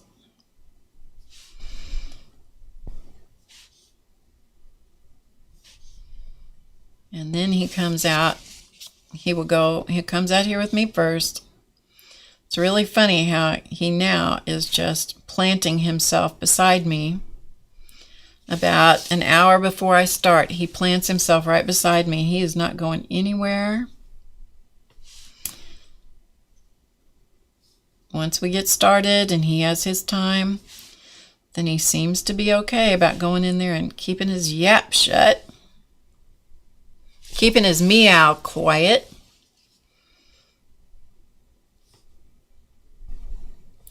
Yay! Okay, so you see how we have it all the way around? All right, now we're going to do the bottom ring, and it is just the opposite. So by that, I mean we're going to start here. Do you see where the hook comes around? So the hook is going to, the line is going to be in the hook and stop outside the other hook. So it starts in the crook of that little S shape and comes around.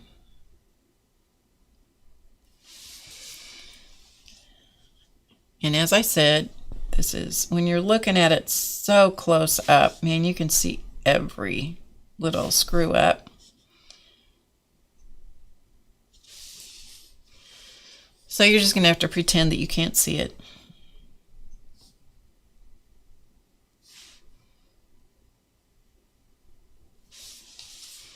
Just pretend that you cannot see any little imperfections. We'll call them imperfections instead of screw-ups, right? But that was a long space in there. It's hand done. Whoever was making it that day didn't get enough sleep last night.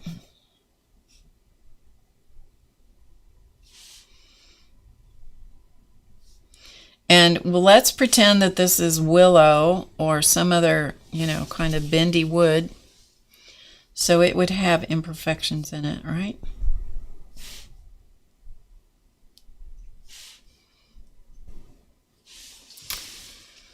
It would have some imperfections.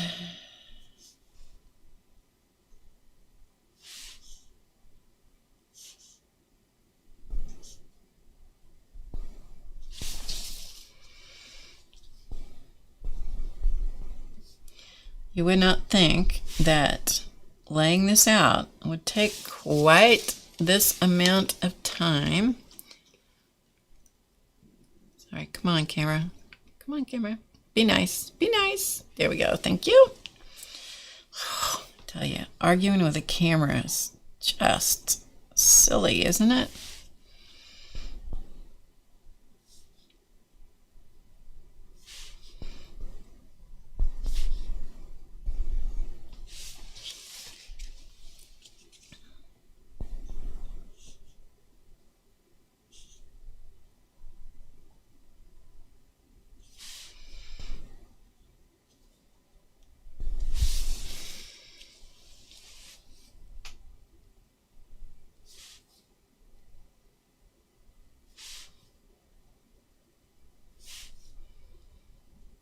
No, I did not go to sleep. I'm just concentrating. There we go. Okay, so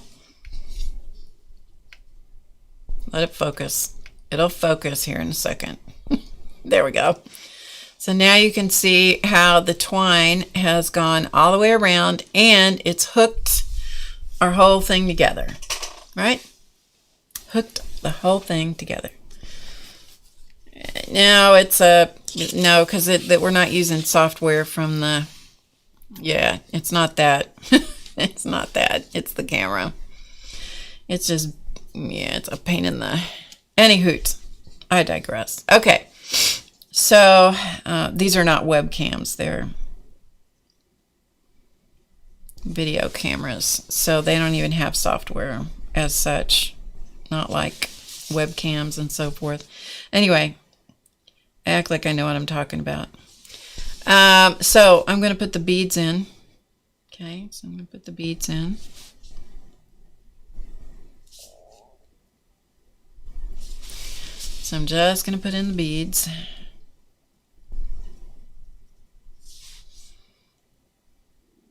They're handmade beads. It's okay that they're not perfect.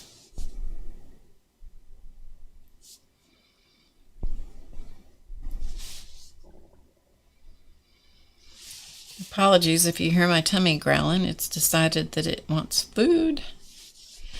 Decided it wants food.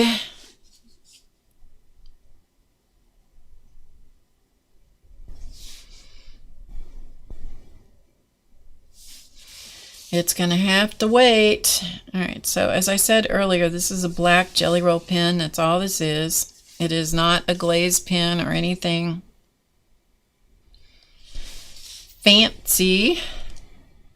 I'm sure you could use some other kind of pen if you would like. This just happens to be the one that I like.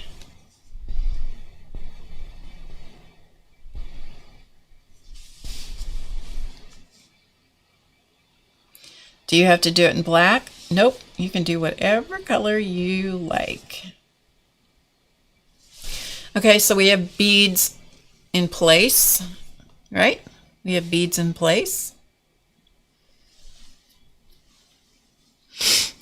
All right, the next thing we're going to do is we're going to draw the side, one side of each one of these petal shapes out here.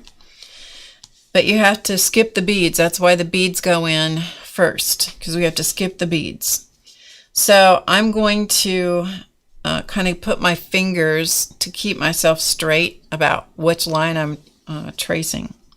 So I'm going to start up here where it hooks onto the outer ring. I'm going to come down to the bead, skip the bead, Come to the other side. I'm going to come around because I know what I'm doing. And stop. Okay?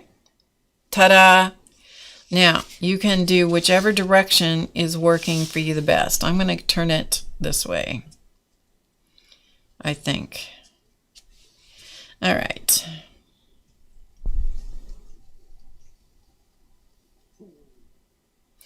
And to be successful with a curve that has that much length in it, what you want to do, what I find helpful, is to put my pen here. I'm not touching the paper. My pen here, so I know I'm going from here to here. And then track with your eyes. So make your eye move just a little bit ahead of the pen. That's how you're going to get the smoothest curve. I know this. Sound effects help.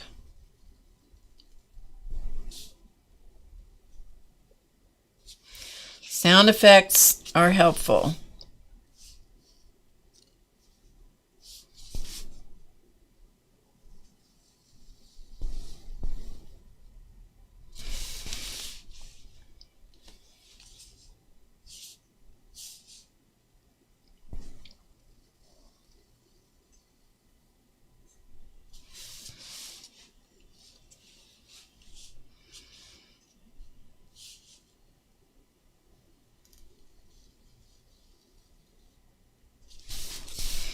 Ask Clausman. I taught him how to do this. He didn't really believe me that it worked, but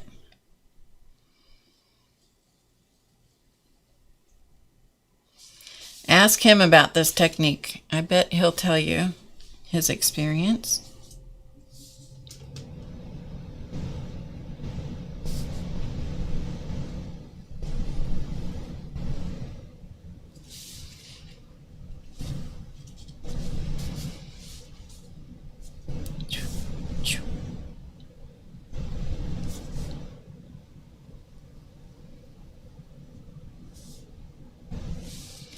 You got to know where you're going.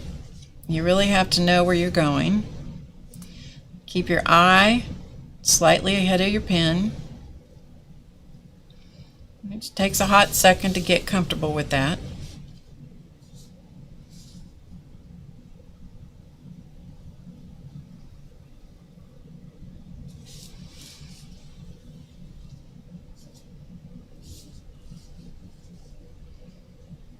Hopefully, my head's not in the way. And you're able to see what I'm doing.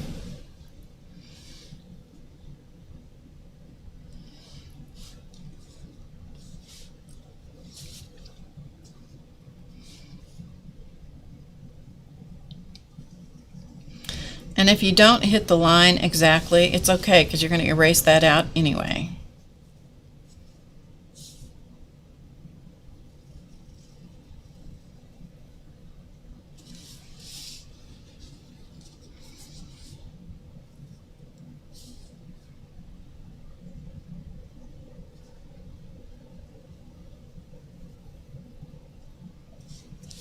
Okay, we have one side of each one of those shapes done.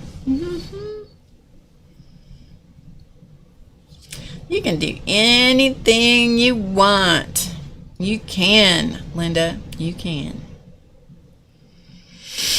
Okay, so now we're going to do the other side. Okay, the other side. So I'm going to get my fingers established where I'm going. Okay, so from here to here, so I'm going to get my thoughts together and my fingers and my pen, and I'm going to jump over. What have I got on my hand? I don't know. Who knows? I'm going to jump over the beads.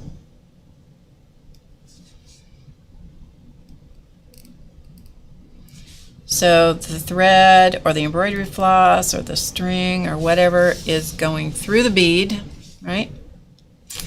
All right.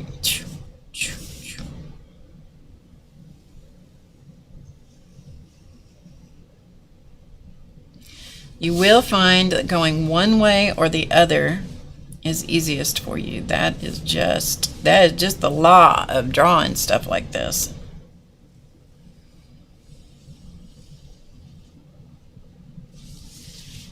That is the law of drawing.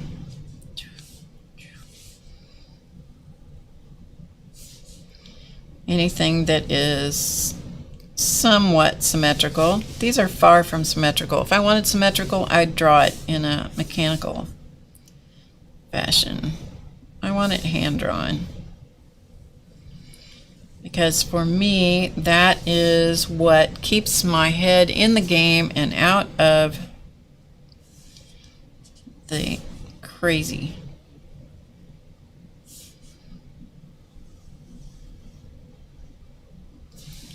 Keeps me out of the crazy.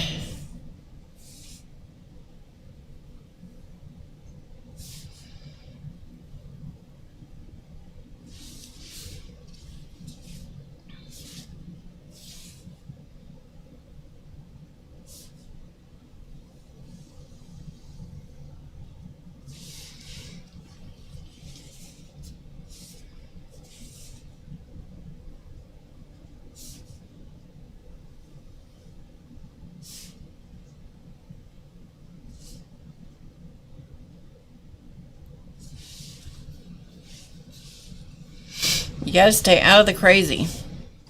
Out of the crazy.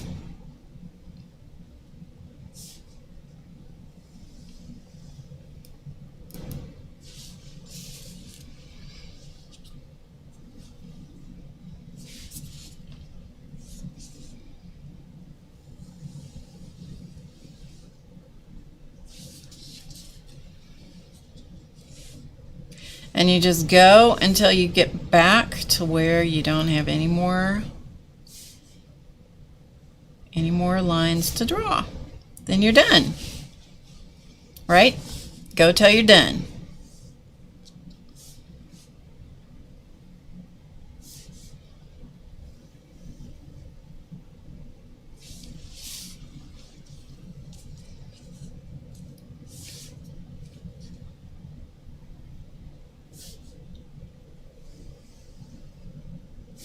So if anybody just came in, we are having a sale. We don't do this very often, ever.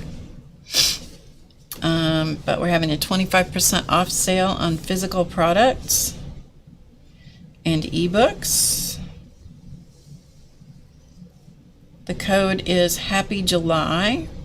You do have to put that in when you check out, because that's the only way that the shopping cart triggers. 25% off on our Mandala Madness inspiration cards, ebooks, and my book on CD. Old technology, I know. Still usable. Taking a car trip or something. Okay, come on. Be nice. Be nice. Be nice. Be nice. This camera must be female because it is so cantankerous. I can say that because I'm female. All right, we're going to go to this one. Okay, so you got the idea, right? You got the idea. All right, because sometimes I just am not going to mess around with it. All right, so the next thing I'm going to do is those little loop things in the middle. That's what I'm going to do next.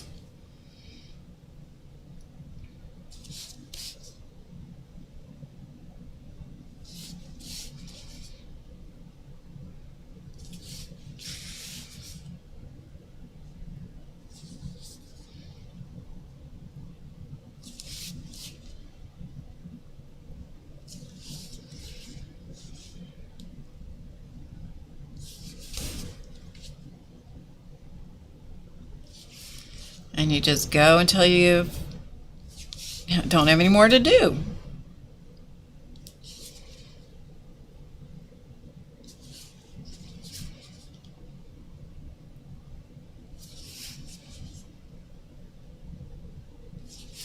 The Jelly Roll pen dries pretty fast on this paper. It's watercolor paper with a wash of acrylic paint in several colors. I did it last night. It also has some, I dropped some salt onto it, and the salt made it bloom a little bit. So you have some of these flower kinds of shapes. That comes from the salt. By the time it's all said and done, you probably won't see any of that. I just do it because I like it. I do it because I like it. Alright, so I'm just doing these rings. Well, that was a flat side. Oh well. So go from one loop to the next. I'm just going to go all the way around. Sorry I'm not watching the chat right now. It's hard for me to watch chat and do this, which is why I end up running my mouth. And sometimes saying things that I regret.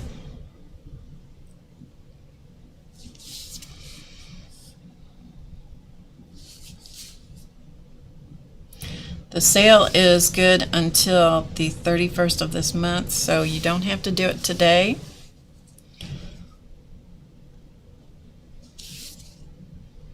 But it will be expiring on the 31st. Just so you know.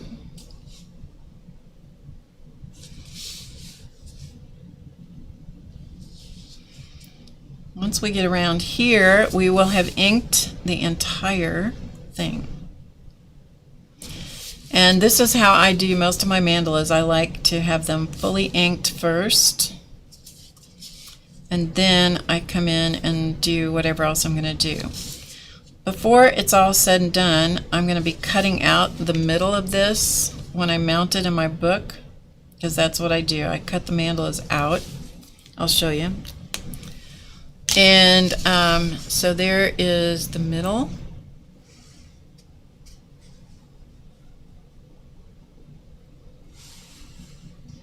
You have craps in your hand? You mean cramps? I'm assuming you think you're meaning cramps. Because if you had craps in your hand, that wouldn't be good. That wouldn't be good at all. So this is hang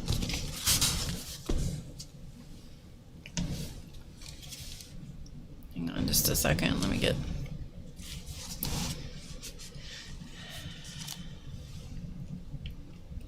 okay, camera is gonna be it's just not cooperating today, so give me just a second. Sorry about the headshot.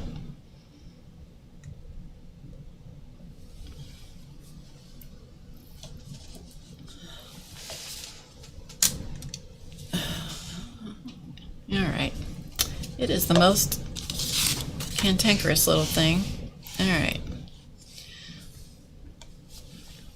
so this is what I do with the mandalas. I end up cutting them out most of the time. Cut them out of whatever base they're on. This is on paper. Most of these are on cardstock or on watercolor paper. And then I mount them in this, most of the time I put them in this journal. Not always. You saw some that are just mounted on colored paper. And so this is pretty much my mandala journal. It's not the only mandala journal I have. And like these were put on colored paper and then mounted in. This one is not. The thing about the black journal is that gel pens do want to come off on it, so you have to know that that's going to happen. And not spend a lot of time worrying about that. I don't. I get the pleasure of creating the mandalas at the time that I create them. I don't worry about what's going on down the road. I just don't. Okay? I just don't. Okay, so that's what I'm going to do, is I will be cutting this one out eventually. I will be cutting this one out. And I will be cutting the center of this out. That's my plan. We'll see if I stick to it. I'm going to cut the center of this out, and then I have some things I'm going to write in the middle. So it will take it away from the concept of a dream catcher and make it more of an intention setting kind of thing. So, all right, so what happens for the next step of this, and this is probably where we're going to stop today, and maybe we'll work on the color part of it next week if you guys are game and want to do that. So what I'm going to do is I'm going to take I use the white eraser to do this because I get the cleanest erase. And then also check your hands to see, if you've got graphite on your hands, because sometimes you can, depends on how much graphite you've deposited on your surface. This particular pencil I got at Walmart or at Hobby Lobby, I forgot which. It's the Icy Pentel, and I love the lead that comes in those because it's not real soft. It's not real soft, and so it doesn't lay down a whole ton of graphite. So what I do, and you don't have to use this Pentel eraser to do this. You could use one of the bigger white plastic erasers, but I find that it erases the most cleanly, or the cleanest. Take your pick, however you want to say it, with a white eraser. Now, if there is a detail place that I need to get in, that's when I use this one. Okay, that's when I use the stick pencil eraser. So if there's something like, for example, in here in this little shape that I need to get out, then I'll use this little pencil eraser because I can sharpen that down easily. But I don't erase the whole thing out with that one because I prefer to use a white eraser to do that. Okay, so I'm just going to erase out white half of this, and then we'll look at it.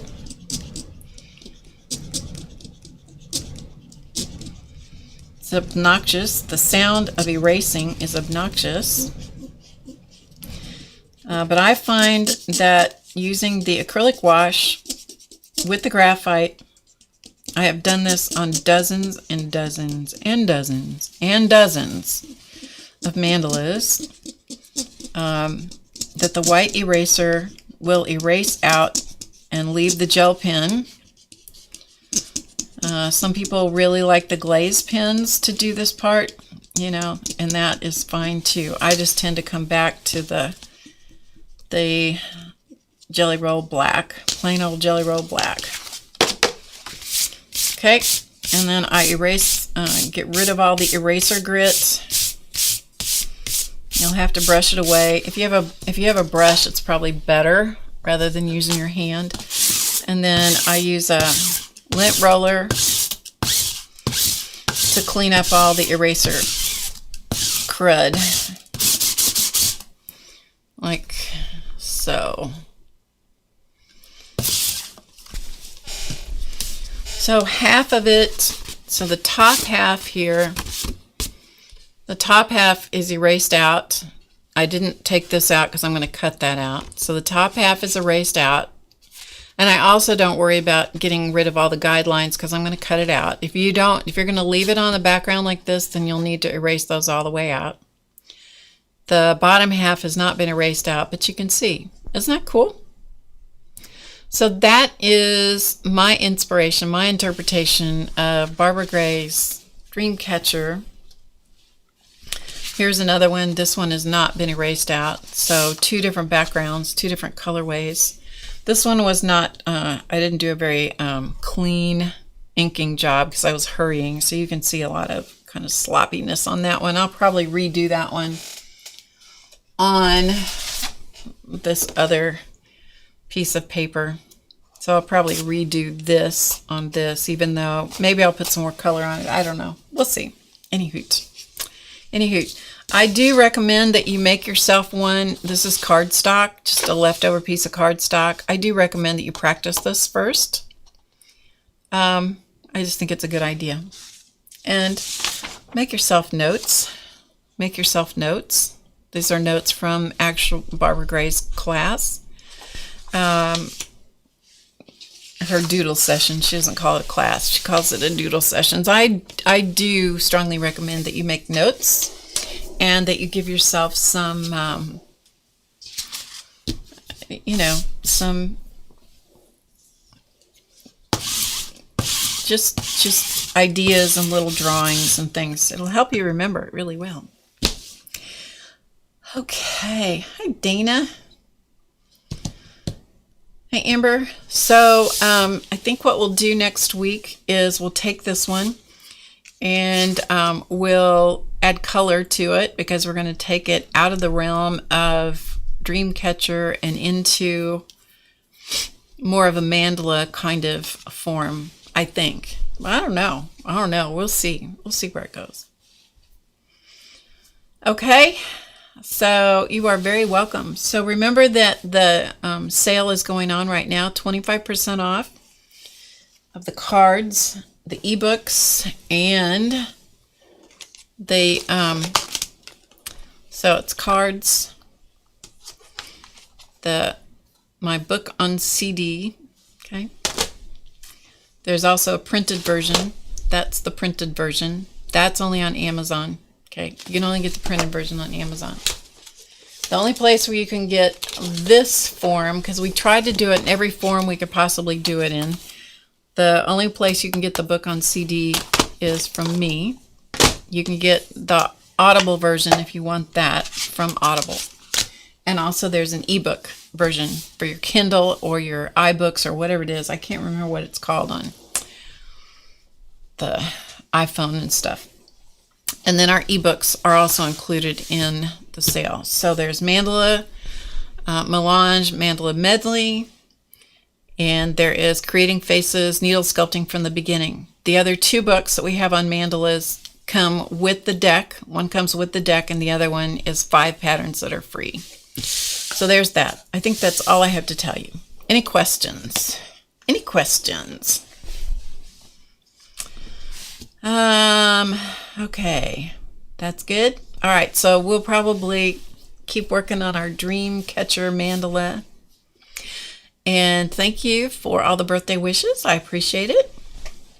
And I will see you guys next week. So remember to get creative today because you know it's easy. And I will see you next week. You guys have a great creative weekend, okay? See you next week. Bye for now.